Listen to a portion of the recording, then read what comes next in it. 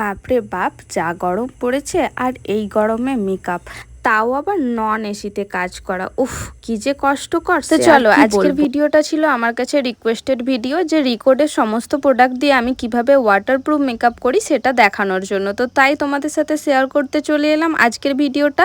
তো যারা ভিডিওটা দেখছো তারা লাস্ট অবধি দেখো, এবং স্টেপ বাই স্টেপ আমি প্রত্যেকটা প্রোডাক্ট শো করিয়ে তোমাদেরকে দেখিয়েছি। তবুও আমি এখানে আরও একবার বলে দিই আমি কি কি স্টেপ ফলো করেছি। প্রথমে আমি ক্লিন করে নিয়েছি, তারপর টোনার অ্যাপ্লাই করেছি, রিকোডের ময়শ্চারাইজিং টোনার। তারপর যেটা করেছি, ওয়াটার বেস ময়শ্চারাইজার দিয়েছি। ওয়াটার বেস ময়শ্চারাইজার দেওয়ার পর আমি প্রাইমার হিসেবে অ্যাপ্লাই করে নিয়েছি ম্যাজিক ড্রপ, যেটা রিকোডের লাইফ লাইনও বলতে পারো, ম্যাজিক ড্রপও বলতে পারো। তারপর আমি যেটা করলাম, খুব ভালো করে কারেক্টিং করে নিলাম চোখের তলে যে ব্ল্যাক স্পট ছিল সেটা। তারপর যেটা করছি, সেম রিকোডের প্যালেট থেকে আমি একদম স্কিন কালার অনুযায়ী একটা কনসিলার দিয়ে বেস তৈরি করে নিয়েছি। এবার যেটা করব, একটা ফাউন্ডেশন নিয়ে নিয়েছি যেটা আমার ক্লায়েন্টের স্কিন টোনের সাথে ম্যাচ করছে, সেই ফাউন্ডেশন, এবং তার সাথে আবারও সেম ম্যাজিক ড্রপ, দুটোকে একসাথে মিশিয়ে আমি খুব ভালোভাবে দেখো ব্লেন্ড করছি। তারপর পুরো ফেস ব্লেন্ড করার পরে আবারও চলে এলাম হাইলাইটিং জোনে আমি হাইলাইট করে নিচ্ছি, এবং সেটাকেও আমি খুব ভালোভাবে ব্লেন্ড করব। ব্লেন্ড করার পরে যেটা করব, পাউডার দিয়ে সেট করে নেব। তো তোমরা স্টেপ খুব ভালোভাবে দেখো, এবং এইভাবেই তোমরাও তোমাদের মেকআপটাকে করো, তাহলে অবশ্যই ওয়াটারপ্রুফ হবে। তো পুরো পাউডার দিয়ে খুব ভালোভাবে দেখো আমি সেট করে নিচ্ছি পুরো মেকআপটাকে।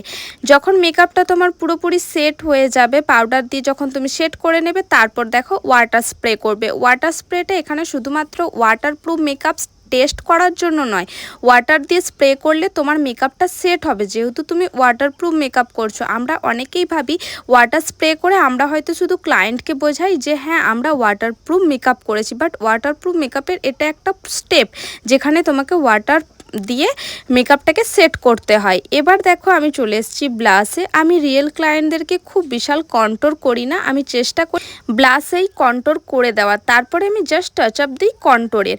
তো এটা আমার মনে হয় তোমরাও তোমাদের ক্লায়েন্টদের তোমাদের পছন্দ মতো করো। আমি এখানে ব্লাশার, কন্ট্রোর, হাইলাইটার এই তিনটে জিনিস আমি ম্যাকের ইউজ করলাম, তোমরা সকলেই দেখতে পাচ্ছ। এগুলো আমি ম্যাকের ইউজ করলাম, এগুলো আমি রিকোডের দিলাম না। তোমাদের কাছে যদি রিকোডের প্রোডাক্ট থাকে তোমরা রিকোডের দিতে পারো, আদারওয়াইজ তুমি অন্য কিছুও দিতে পারো। আমার এখানে ম্যাকের দিতে মন গিয়েছে, আমি ম্যাকের দিয়েছি। আমি শেষে একটু ম্যাকের কম্প্যাক্ট দিয়েও ফিনিশিং দিয়েছি।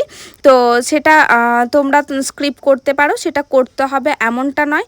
তো দেখো আমি এখন যেটা করছি, নোজ কন্ট্রোল করে নিই, এবং এটা করার পর আমি খুব ভালোভাবে দেখো সেটিং স্প্রে দিয়ে মেকআপটাকে সেটও করে নেবো। আর তার সাথে সাথে আমার আই মেকআপ এবং কলকা দুটোই কমপ্লিট হয়ে গেছে। তো ফাইনাল লুক তো চলেই এলো। তোমরা এবার কমেন্ট করে বলো তোমাদের কেমন লাগলো, আর আজকের এই মেকআপ টিউটোরিয়ালটা দেখে কতজন হেল্পফুল হয়েছো। আর তোমাদের যদি আরও কোনো রিকোয়েস্টেড ভিডিও পেতে চাও আমাকে অবশ্যই কমেন্ট করে জানিও, আমি তোমাদেরকে সেটা দেখানোর